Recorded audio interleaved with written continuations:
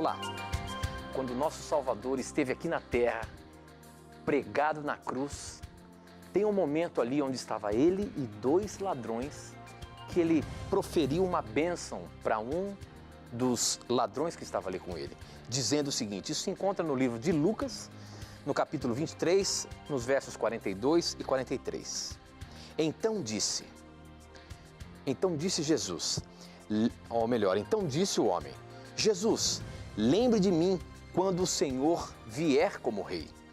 E Jesus respondeu, eu afirmo a você que isto é verdade, hoje você estará comigo no paraíso. Esse texto dá-nos a entender de que o ladrão, ao morrer, foi para o paraíso. E muitos compreendem dessa maneira. E de fato é o que está escrito aqui. Isso também nos faz, então, analisarmos que talvez hoje, aqueles que morrem poderão estar no céu ou em um outro lugar, no inferno. Porque se Jesus disse que aquele homem que iria morrer estaria com ele naquele dia no paraíso, será que ele, ao morrer, foi para o céu junto com Jesus? Esta e muitas outras questões você acompanha agora, pois está no ar, Na Mira da Verdade.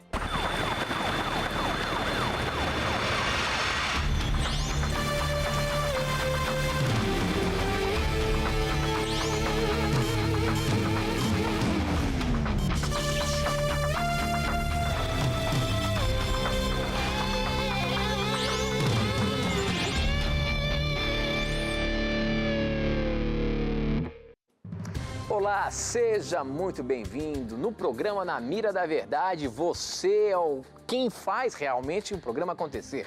E a partir de agora, nos conectamos com o Brasil e o mundo através das ondas do rádio, da internet e da TV Novo Tempo, espalhada pelo nosso país. Você faz o programa acontecer porque são as suas dúvidas, as suas perguntas, os seus questionamentos que fazem com que as respostas sejam todas baseadas na palavra de Deus. E quem responde?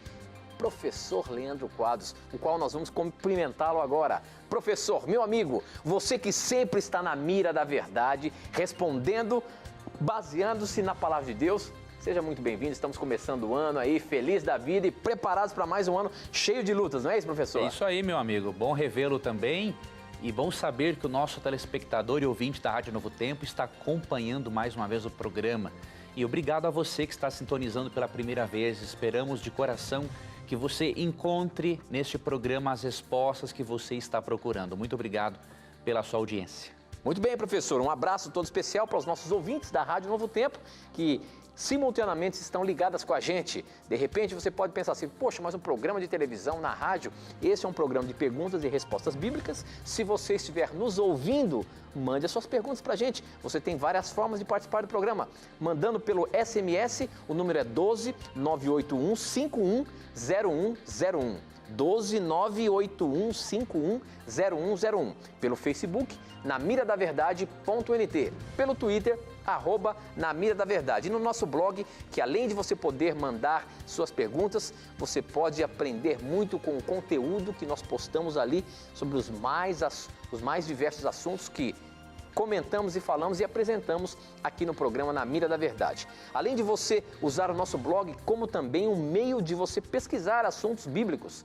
Qualquer assunto que você quiser, você coloca ali na busca, na procura. Tenho certeza que o professor Leandro Quadros já tem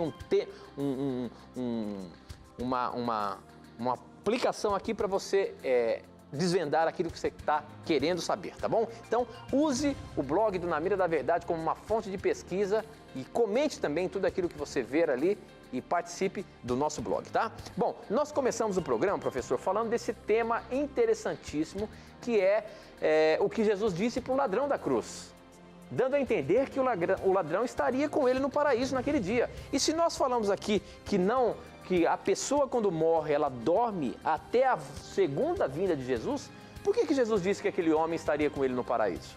Como entender isso aí, meu amigo? Realmente, Tito, a Bíblia ensina em 1 Tessalonicenses 4, 16 e 17, que os mortos voltarão a ter vida apenas quando Cristo voltar pela segunda vez e ressuscitar os mortos. Porém, parece que Lucas 23, 43 contradiz essa ideia. Muitos cristãos veem nesse texto uma prova de que antes da ressurreição, o espírito do justo se encontra em algum lugar intermediário ou no próprio paraíso, aguardando a ressurreição. Porém, nós temos 3 razões muito fortes, biblicamente falando, para não crermos que o ladrão tenha ido com Jesus para o paraíso naquele dia. A primeira razão encontramos em João, no Evangelho de João, capítulo 19, vamos ler do verso 31 até o verso 33. Os judeus, pois, para que no sábado não ficassem os corpos na cruz, visto como era a preparação, rogaram a Pilatos que se lhes quebrassem as pernas e fossem tirados. Foram, pois, os soldados e, na verdade, quebraram as pernas ao primeiro e ao outro que, como ele, fora crucificado. Mas, vindo a Jesus e vendo-o já morto, não lhe quebraram as pernas. Era costume quebrar as pernas daquela pessoa que ainda estivesse viva durante a crucificação. Como eles não queriam deixar os corpos pendurados no dia de sábado na cruz, pediram-se para que quebrassem as pernas dos 2 ladrões, e quando foram para quebrar as pernas de Jesus, para que não fugisse, ou também eles quebravam as pernas até para aumentar a agonia do moribundo. Isso nos prova o seguinte, que se não quebraram as pernas de Cristo, ele não morreu, ou melhor, ele morreu. E se quebraram as pernas dos 2 ladrões, eles não morreram naquele dia. Então, como que o ladrão arrependido iria para o céu com Jesus na sexta-feira, que foi quando Cristo foi crucificado? Como ele iria para o céu na sexta-feira se ele estava vivo ainda? Às vezes o crucificado poderia durar até dias naquela circunstância. Então, o ladrão não foi para o céu na sexta-feira, porque ele estava vivo, de acordo com João 19, 31 a 33. A segunda razão para crermos que Jesus e o ladrão não foram para o paraíso naquele dia, encontramos em João 20, 17. Aqui Jesus, no domingo de manhã, depois de sua ressurreição, disse o seguinte: não me detenhas, porque ainda não subi para o meu Pai. Mas vai para meus irmãos e dize-lhes que eu subo para meu Pai e vosso Pai, meu Deus e vosso Deus. Maria Madalena encontra o Jesus ressuscitado e tenta adorá-lo. E Jesus fala assim: não me detenhas, porque ainda não subi para o meu Pai, mas vai e conta aos meus irmãos que eu o farei isso depois. Ou seja, se num domingo de manhã Cristo disse que não tinha subido até o Pai, como que na sexta-feira ele iria para o paraíso com o ladrão? Você está percebendo? Agora nós podemos ir para a terceira razão e última. Na verdade, queridos, de acordo com essas informações bíblicas, nós podemos comprovar que a tradução de Lucas 23, 43, como consta na maioria das traduções bíblicas, ela não é a correta, não é a ideal. Por quê? Se de acordo com João 19, o ladrão arrependido não morreu na sexta, e se de acordo com João 20, 17, Jesus no domingo de manhã disse que não tinha ido para o céu, é óbvio que é uma questão de pontuação no texto para nós interpretarmos o que realmente Jesus quis dizer. Por exemplo, se em Lucas 23, 43, Jesus falou assim, ó, em verdade te digo, vírgula, hoje estarás comigo no paraíso, isso indica realmente que naquele dia eles iriam para o paraíso. Só que tem um detalhe, amigo, no original grego não havia pontuação. Não havia nem separação de palavras. Então, cabe ao tradutor escolher onde vai a vírgula. Nesse caso, não haviam vírgulas, não é? Veio existir depois. Agora, se você colocar a vírgula aqui, ó, em verdade te digo hoje, vírgula, estarás comigo no paraíso, Cristo simplesmente está dizendo para o ladrão o seguinte, ó, hoje, nesse dia em que eu estou na cruz, em que você está me pedindo para lembrar de você, eu lhe prometo, na ressurreição, você estará comigo no paraíso. Agora, Leandro, existe alguma tradução bíblica atual que possa comprovar isso que você está dizendo? Existe. Eu queria ler para você a tradução ecumênica da Bíblia. Ela é publicada no Brasil pela Paulinas e pela Edições Loyola, editoras católicas, né? E aqui você percebe, em Lucas 23:43, que os tradutores foram felizes tendo como base as informações que eu apresentei e outras razões gramaticais, né? Eles foram felizes na tradução de Lucas 23:43. Olha como o texto consta aqui, ó. Está assim, Jesus lhe respondeu, em verdade te digo, vírgula, hoje, vírgula, estarás comigo no paraíso. Você percebeu? A vírgula mudou todo o sentido. Em verdade te digo, hoje, vírgula, estarás comigo no paraíso. Ou seja, Cristo não está prometendo que naquele dia eles iriam para o paraíso. Ele está prometendo naquele dia que no futuro eles estariam juntos no paraíso.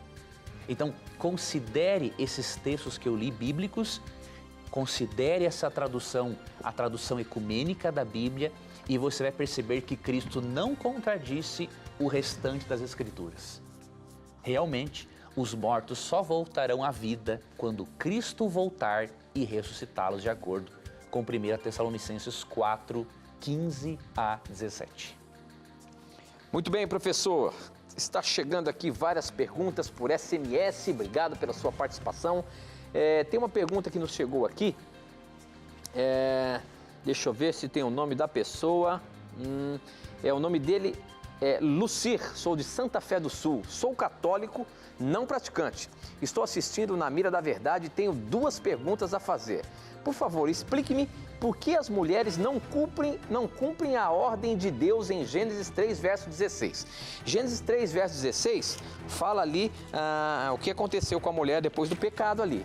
E dando a entender pra gente, deixa eu ver se eu consigo abrir aqui em Gênesis 3, dando a entender de que a mulher deve ser submissa ao marido, ao homem, né? Quando fala para a mulher, Deus disse, vou aumentar o sofrimento na sua gravidez e com muita dor você dará à luz a filhos. Apesar disso, você terá desejo de estar com o seu marido e ele a dominará. Ou seja, dando a entender de que a mulher iria ser submissa ao marido.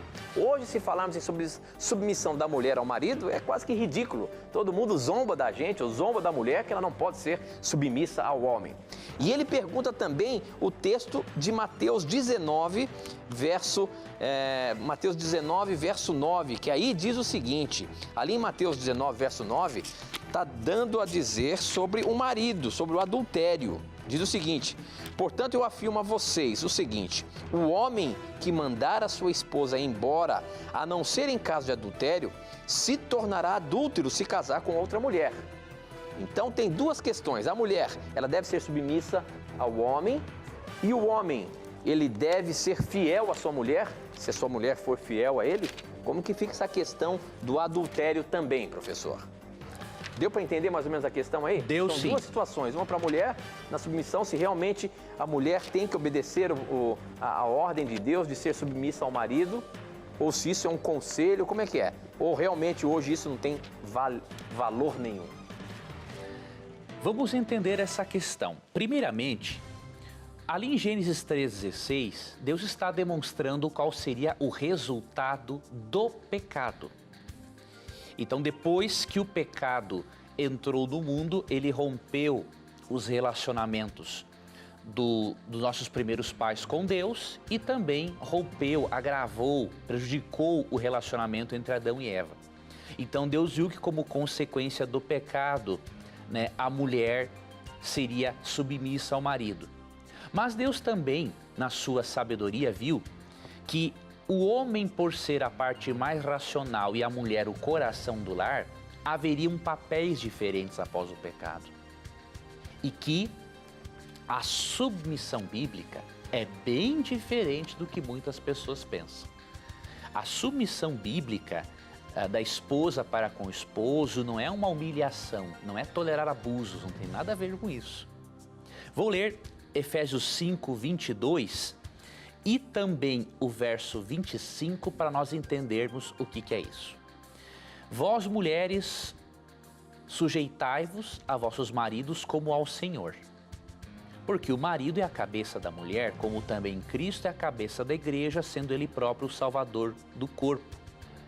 Então a Bíblia recomenda uma submissão da mulher à voz do seu esposo. Agora, com base no que é essa submissão? Verso 25.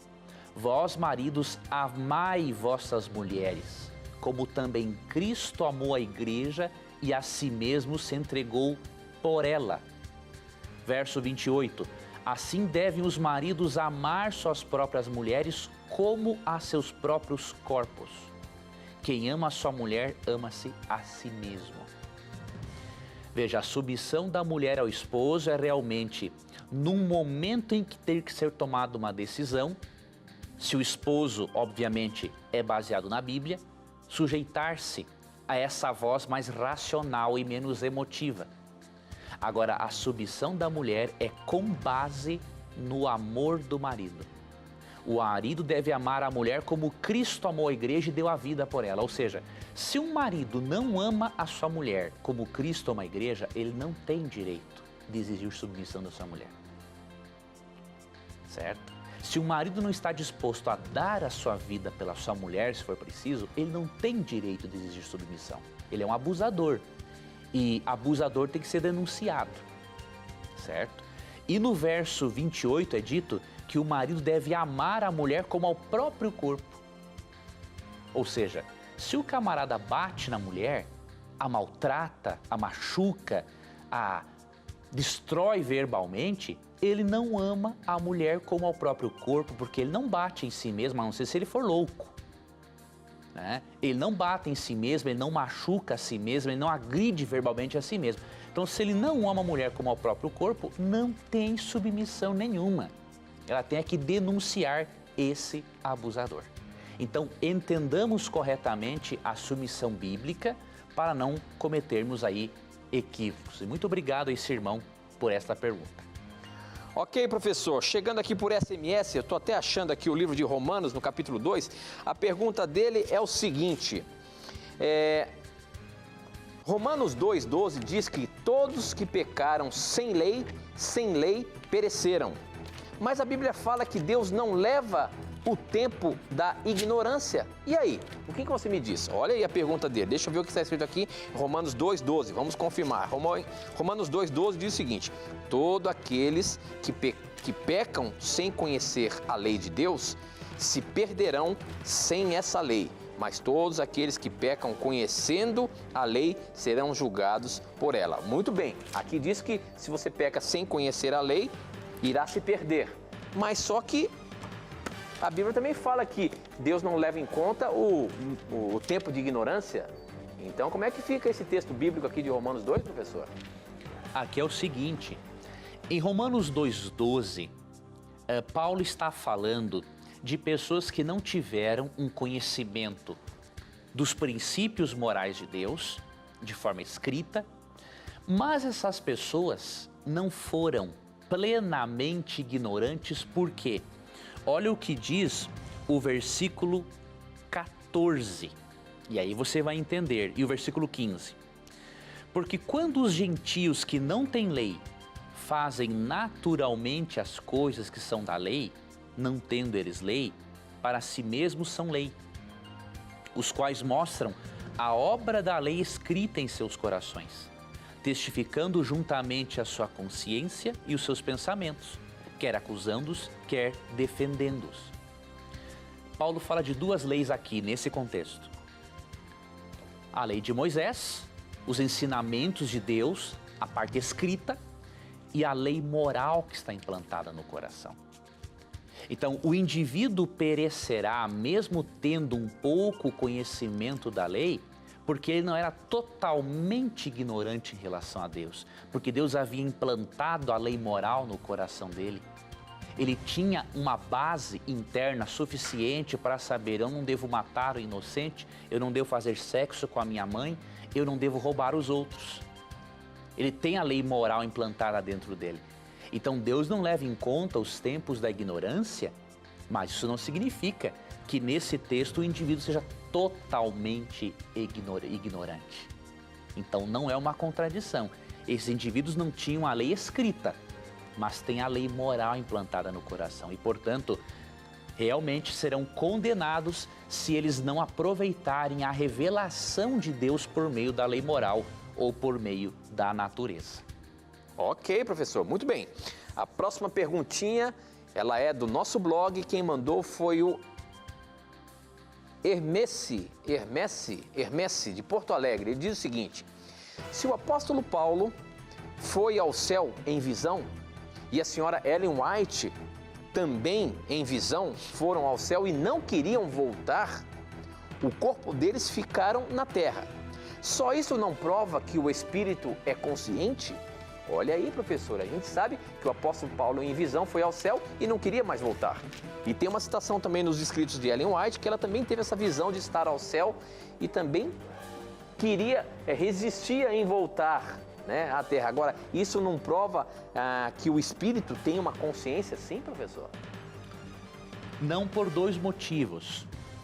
Primeiro, se você ler 2 Coríntios 12, 1 a 4, você vai perceber, especialmente no verso 1, o seguinte: em verdade que não convém gloriar-me, mas passarei as visões e revelações do Senhor. Veja, mesmo que Paulo fale nos versos 2 a 4 que ele tinha a sensação de estar fora do corpo quando teve a visão, Paulo não está defendendo uma meditação transcendental, ou seja, ele não está defendendo que o espírito pode sair do corpo e o corpo continuar vivo. Ele não está defendendo isso. Ele está descrevendo o quê? A sensação que ele tinha a ter uma visão. O profeta, quando tem uma visão, ele se enxerga num outro ambiente, de forma sobrenatural. Deus faz com que esse profeta se encontre em certos locais ou até mesmo no paraíso. Então o indivíduo tem a sensação que está fora do corpo, mas ele não está fora do corpo. Por quê?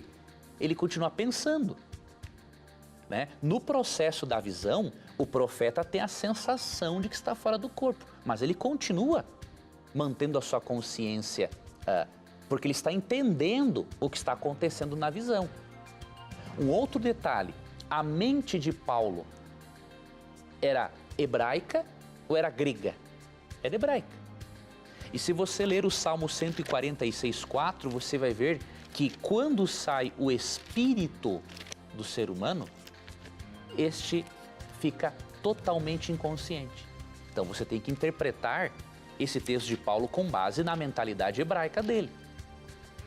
Salmo 146,4, sai-lhe o espírito, volta para a terra. Naquele mesmo dia, perecem os seus pensamentos.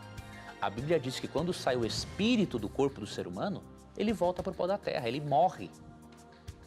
Então, não foi o espírito de Paulo que saiu do corpo dele e foi para o céu. Ele teve a sensação porque estava numa visão profética. Quando o espírito sai, aquele princípio energizador de Deus, a pessoa morre. Então, leia 2 Coríntios 12, 1 a 4 com a visão hebraica de Paulo, considerando Salmo 146,4. Se tu tiver a visão grega, aí realmente você vai colocar uma ideia na Bíblia que é totalmente estranha a ela. Ok, professor, muito bem. Pelo Facebook, as pessoas participam muito. Tem uma pergunta aqui, a Thaís Lino pergunta o seguinte. Primeiramente eu faço a pergunta para você, Jesus pecou quando ele esteve aqui, meu amigo? Ainda bem que não. Não, mas olha só o que ela diz aqui. Jesus não pecou quando quebrou as coisas no templo e brigou para que o povo estava comercializando? Jesus não teve ira, não teve raiva. Jesus naquele momento não sentiu ódio daquelas pessoas que estavam ali fazendo o comércio nas coisas sagradas de Deus, no templo sagrado de Deus. Ali naquele momento, será que Jesus não vacilou, meu amigo? Olha só a pergunta, você está na mira. Quero ver como é que você sai dessa. professor Leandro Quadros. Vamos lá, meu amigo. Essa nossa querida telespectadora está com um pressuposto equivocado. Ela está achando que a ira é pecado. E a Bíblia não diz que a ira é pecado. Vamos ler aqui Efésios 4, 26 e 27. Irai-vos e não pequeis. Não se ponha o sol sobre a vossa ira. Não deis lugar ao diabo. De acordo com Efésios 4, 26 e 27, é possível ficar irado e não pecar. E como que isso acontece? Quando você fica irado e não fica alimentando a raiva, ou seja, você deixa dar o pôr do sol, passar a noite, passar dias e você continua com a ira. Quando você alimenta a ira contra a pessoa, ao invés de direcioná-la para resolver o problema, aí você cai no pecado, você dá lugar ao diabo porque ele usa a raiva para criar mais raiva e levar você à vingança.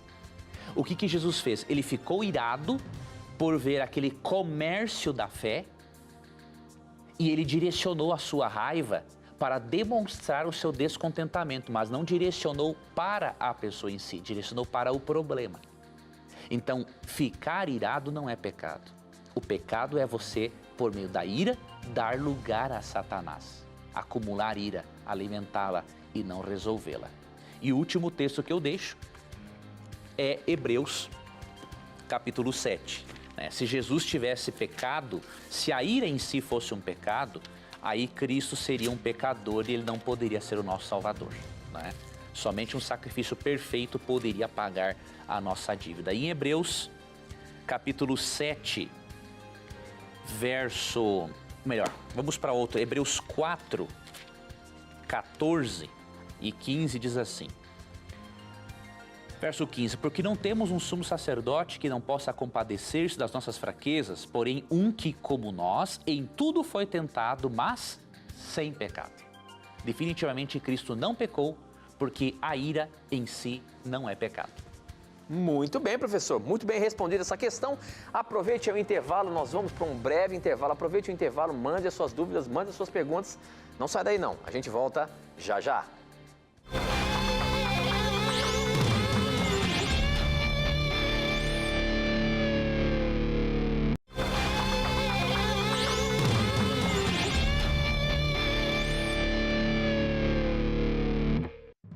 Estamos de volta, um abraço a você, nosso ouvinte da Rádio Novo Tempo que está acompanhando a gente ao vivo aqui no programa Na Mira da Verdade. E a você que está pela internet em qualquer lugar do mundo que esteja acompanhando o programa Na Mira da Verdade, sinta-se abraçado e obrigado pelo carinho da sua audiência. A você também que nos assiste pelos mais diversos operadores de TV por assinatura, onde quer que você esteja, obrigado, participe do programa, mandando as suas dúvidas, tirando as suas dúvidas aqui com a gente através da Palavra de Deus. Este é o programa Na Mira da Verdade. Não tenha preconceitos, pergunte o que você quiser e a Bíblia vai responder.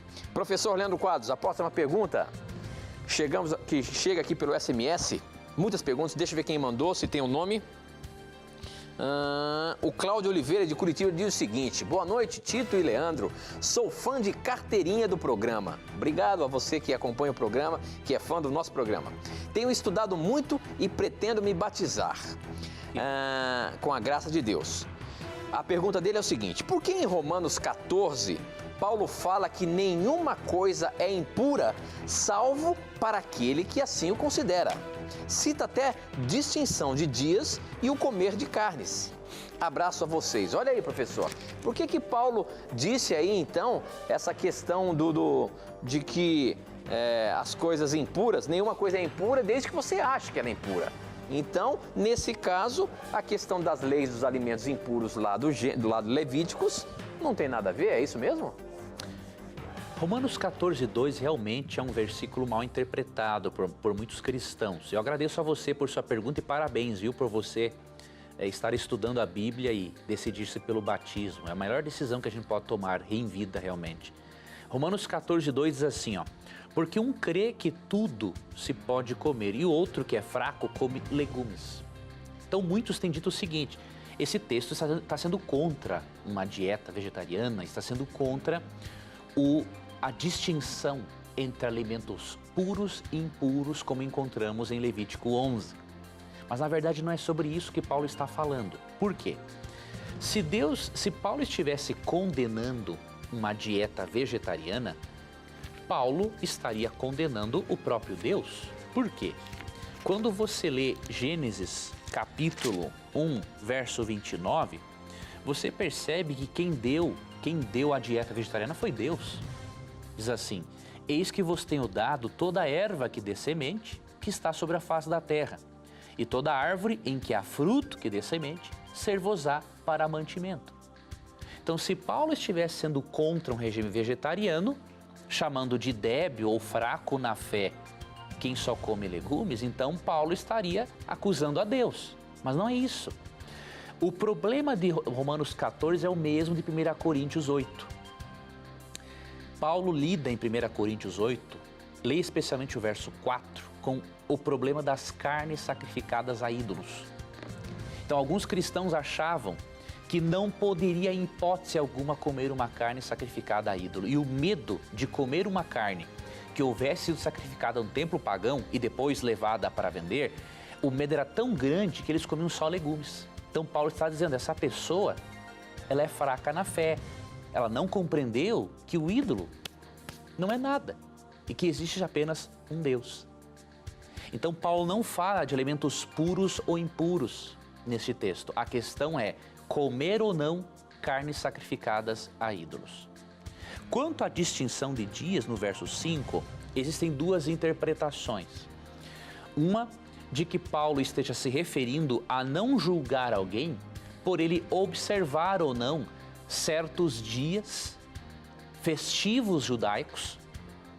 Obviamente, a observância moral semanal do sábado não está inclusa, porque era uma coisa tão comum para eles. E outros creem que o diferenciar entre dias pode ser o jejuar em certos dias da semana ou não. Então há essas duas interpretações. Agora, de uma coisa temos certeza, Romanos 14 não tem nada a ver com a questão de alimentos puros e impuros. Muito bem, professor. Próxima pergunta pelo Facebook é uma pergunta grande e complexa, mas vamos ver como é que o professor vai se sair. Quem mandou foi o Anselmo Elier. Ele diz o seguinte: boa noite, parabéns pelo programa. E lá vai o meu desafio. Aos amigos do programa, respondam essa. Tenho visto na internet muitos vídeos sobre o islamismo e a sua relação com as características do anticristo, citadas em Daniel, Mateus, Lucas, Marcos e outros. O desrespeito às mulheres, as marcas que eles usam na testa e nas mãos, cuja mesma professa a sua fé, Alá é o único Deus e Maomé é o seu profeta, essa é a fé, né? Ignorando assim o Senhor Jesus como Filho de Deus e outras várias características, não seriam eles os anticristos citados na Bíblia? E será que o homem do pecado surgirá desse povo violento e contrário às leis de Deus?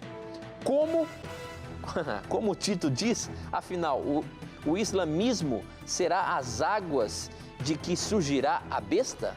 Entendo que a Babilônia seja a igreja... Olha, ele já está dizendo um monte de coisa. Mas vejo uma enorme dificuldade de ver o anticristo saindo de lá. Por favor, respondam. É importante para ajudar nas minhas pesquisas e nos meus estudos. Olha aí, professor. O que ele tem analisado aí na internet, está achando que o islamismo é que vai caracterizar o povo ou o anticristo, por eles não aceitar Jesus como salvador pessoal. Tem alguma relação nesse pensamento, nesse estudo que ele está fazendo, professor? Como que a gente pode formular a pergunta aí? Será que o islamismo, é do islamismo que vai sair o anticristo? É uma pergunta interessante. Vamos ajudar esse nosso irmão de modo breve, porque é uma questão, obviamente, que exige um estudo muito mais amplo para estudar a questão da besta do Apocalipse. Até comentamos alguma coisa, né, Tito? Num dos programas, nos últimos programas do outro ano. Primeiramente, é importante entendermos uma coisa. O termo anticristo significa, obviamente, contra Cristo.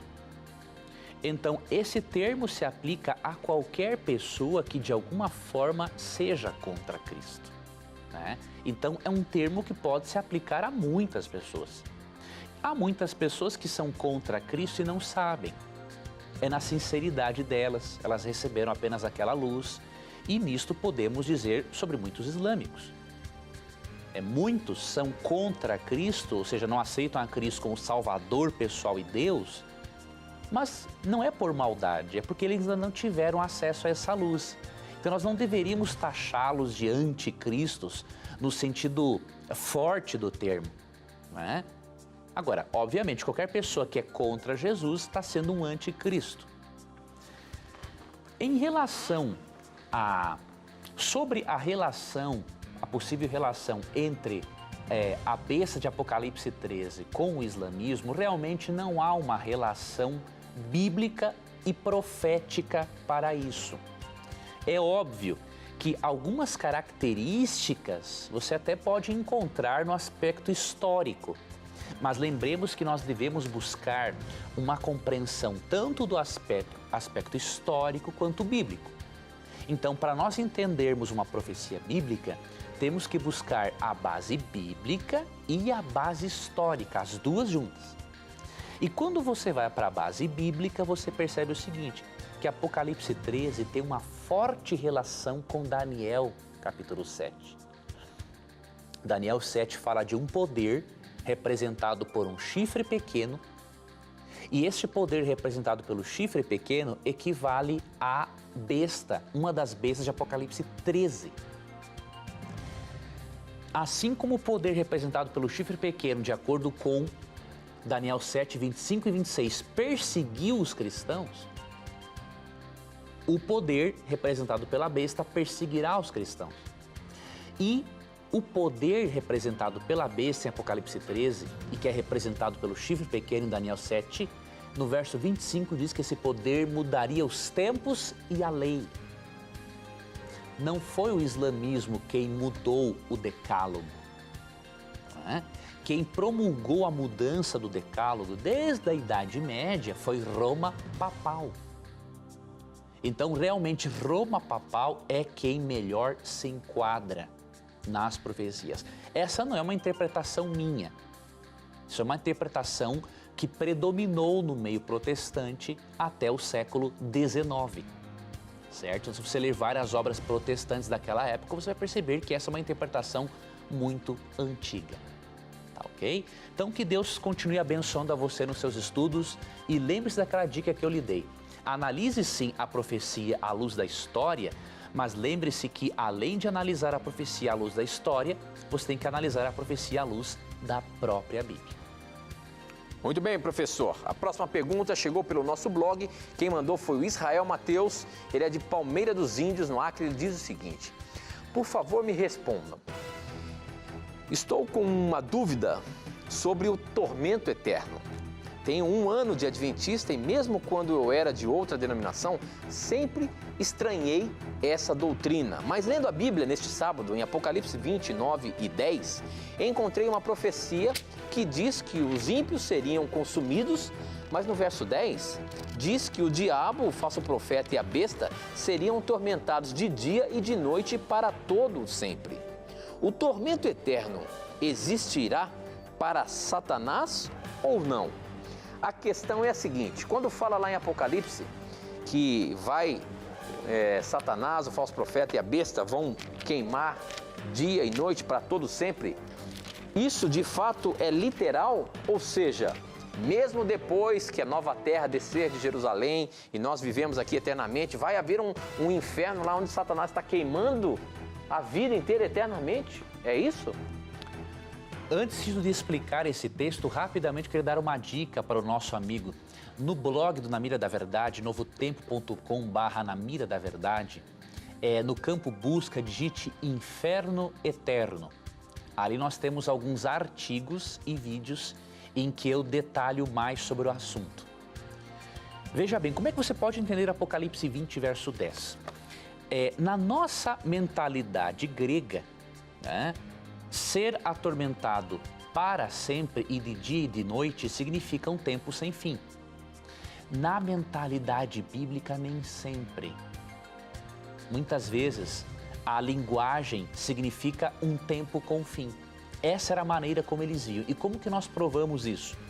Quando você ler Apocalipse 20, verso 10, leia também Isaías 34, 9 e 10, que é o que eu vou ler para você agora, que diz assim: E os seus ribeiros se tornarão em piche, e o seu pó em enxofre, e a sua terra em piche ardente. Nem de dia, nem de noite se apagará. Para sempre a sua fumaça subirá. De geração em geração será assolada. Pelos séculos dos séculos, ninguém passará por ela. Aqui Deus promete um castigo para Edom, e este castigo seria tão forte que nem de dia e nem de noite se apagaria a fumaça. Só que Edom não está queimando até hoje. Simplesmente essa linguagem grotesca de descrever que de dia e de noite não se apaga a fumaça é uma forma poética de a Bíblia descrever a irrevogabilidade do juízo de Deus. Então, quando fala que o diabo será atormentado dia e noite pelos séculos dos séculos, é uma forma poética de descrever a irrevogabilidade do castigo de Deus e de dizer o seguinte, que as consequências desse castigo não terão fim. Não se refere à duração do castigo, é uma forma poética de descrever, não é, a totalidade da destruição do ímpio, a irrevogabilidade do castigo de Deus.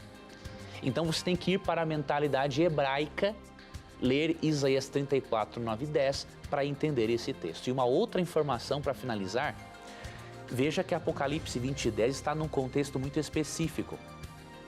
Menciona o diabo sendo castigado neste lago de fogo, e com certeza ele vai ficar ali mais tempo do que outros, não é? Só que esse lago de fogo vai existir, não existe hoje. Por quê? Se você ler Apocalipse 20, você percebe que esse lago de fogo vai existir depois de um período chamado 1000 anos. Ou seja, o lago de fogo para castigar Satanás e os ímpios existirá após o milênio, não existe hoje. Porque o juízo, de acordo com Atos 17, 31 e 2 Pedro 2,4, é algo futuro.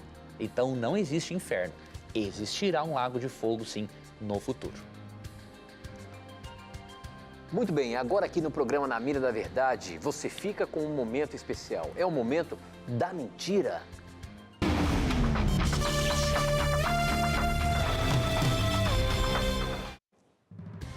Tempo eu estive numa igreja dando uma palestra e um universitário me abordou da seguinte forma: olha, meu professor na universidade disse que não existe uma verdade absoluta e que tudo é relativo.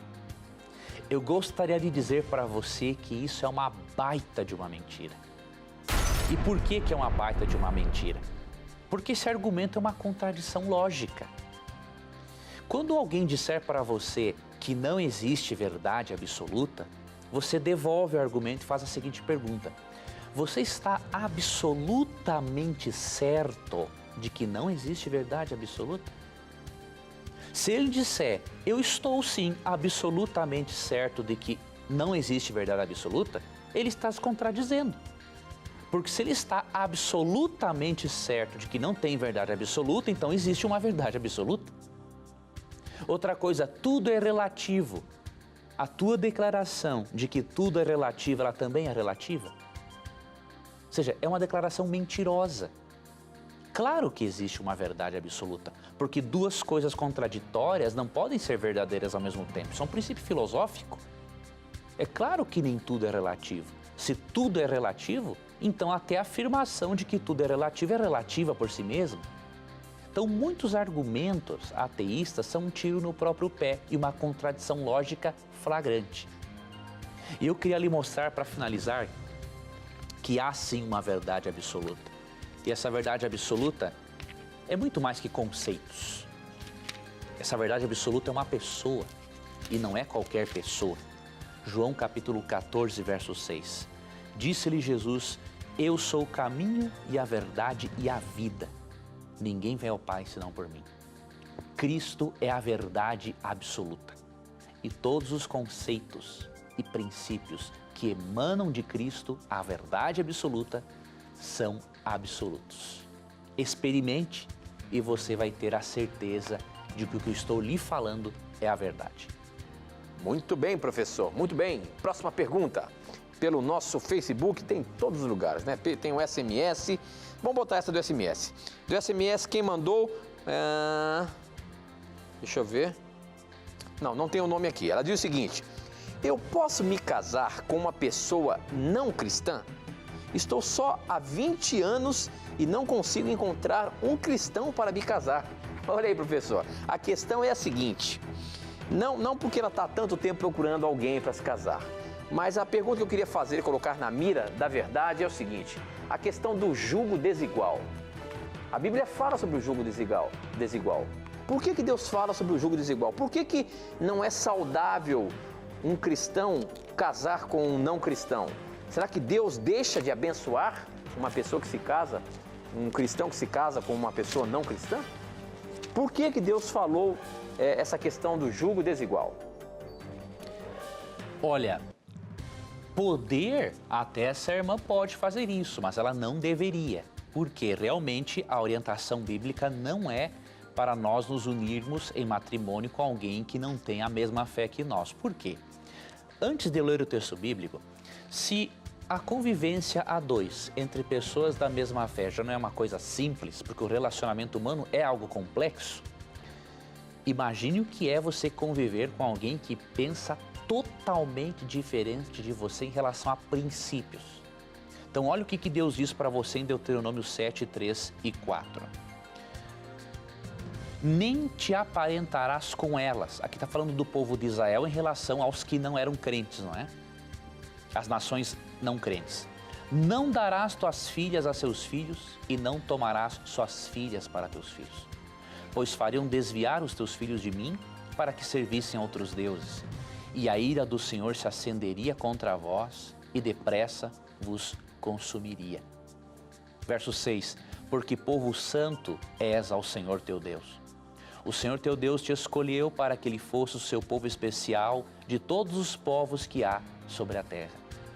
Então, Deus não quer realmente que os seus filhos coloquem-se num jugo desigual. É óbvio, há exceções em que quando a pessoa se casa com alguém de outra fé ou que não crê em Deus, essa pessoa, pelo seu bom testemunho, acaba influenciando outra pessoa para conhecer a Jesus. Isso acontece várias vezes. Só que a exceção não é a regra. Se você não seguir esse princípio de Deus, Deus vai te dar a liberdade para isso. Agora, você vai pagar um preço. Converse com pessoas que não seguirem este princípio e você vai perceber que elas pagaram um preço. Então, compensa você conversar com Deus, fazer amizades, né, de pessoas que têm a mesma fé que você, para que depois, ao você conhecer o seu futuro parceiro, né, a vida a dois seja menos difícil. Leia também 2 Coríntios 6, 14 a 17, você vai ver que essa é uma orientação muito importante e que se você seguir, você será muito feliz. Muito bem, professor. A próxima pergunta chegou aqui pelo nosso Facebook. Quem mandou foi o Daniel Mendonça e ele diz o seguinte: a quem devemos orar? A Deus, a Jesus ou ao Espírito Santo? O nome é imutável, então qual o verdadeiro nome de Jesus? A pergunta é a seguinte: nós temos a nossa divindade, é Deus Pai, Deus Filho e Deus Espírito Santo. Quando oramos, nós devemos orar em algum nome específico? A um desses da Trindade? A Jesus, a Deus ou ao Espírito Santo?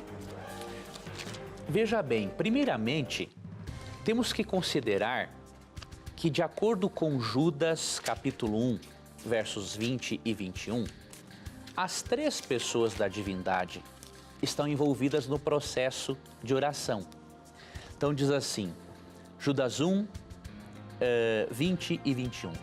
Mas vós, amados, edificando-vos a vós mesmos sobre a vossa santíssima fé, orando no Espírito Santo, conservai-vos a vós mesmos no amor de Deus, esperando a misericórdia de nosso Senhor Jesus Cristo para a vida eterna. Ou seja, as três pessoas da divindade estão envolvidas no processo de oração.